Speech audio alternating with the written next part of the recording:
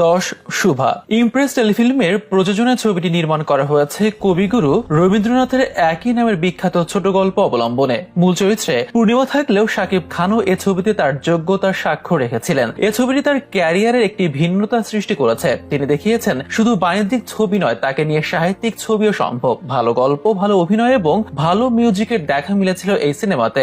নয় শিকারী শ্রাবন্তীর সাথে জুটি বেঁধে শাকিব খান অভিনয় করেন এই সিনেমায়, যা দুই বাংলাতে ঝড় তোলে। ভিন্ন ধর্মী এক লুকে আর দারুণ অভিনয়ে সবাইকে মুগ্ধ করেন শাকিব খানের ক্যারিয়ারে অন্যতম প্রশংসিত সিনেমা এটি, যেটি মুক্তি পায় 2016 সালের ঈদে। নাম্বার 8 নবাব। এতে শাকিব খান এক পুলিশ অফিসার আর শুভশ্রী তার নাছোড়বান্দা প্রেমিকা। তার আরেকটি পরিচয় তিনি সাংবাদিক। 2017 সালে শাকিব শুভশ্রীর এই সিনেমা দুই বাংলাতে ঝড় তোলে। গল্প থেকে গান সবখানে সেরা কাতারে থাকবে নবাব। নাম্বার 7 খুনি শিকদার। শাকিব খানের ক্যারিয়ারের অন্যতম সেরা অভিনয়ের দেখা মেলে খুনি শিকদারে। শাকিব খানের ক্যারিয়ারের প্রথম দিকের আলোচিত ছবি, যেখানে শাকিব এরশাদ শিকদারের ভূমিকা ছিল। প্রথম দিকে তার পেশা ছিল চুরি করা, তারপর ঘটনাক্রমে অপরাধ জগতে প্রবেশ।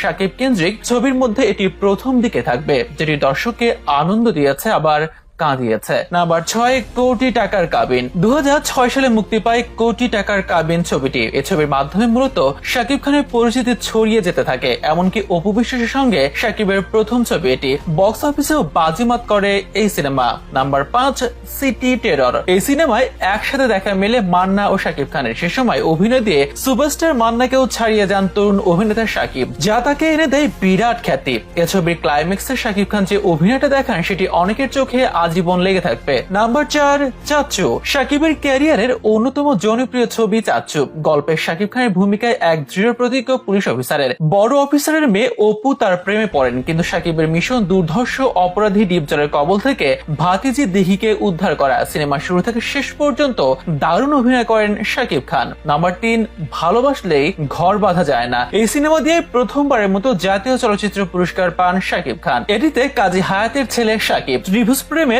রক গল্পে পরিচালক জাকির হোসেন রাজু নির্মাণ করেছেন এই রোমান্টিক ফ্যামিলি ড্রামা, যা এখনো অনেক দর্শকের হৃদয় গাথা।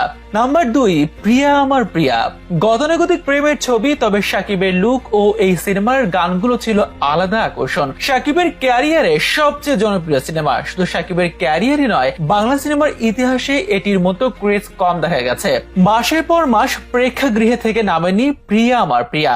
টাইটেল গান ছিল ভাইরাল। হাবিলদারের ছেলে ও এসপির বোনের মধ্যকার প্রেমকে ঘিরে এগিয়ে যায় সিনেমাটির গল্প।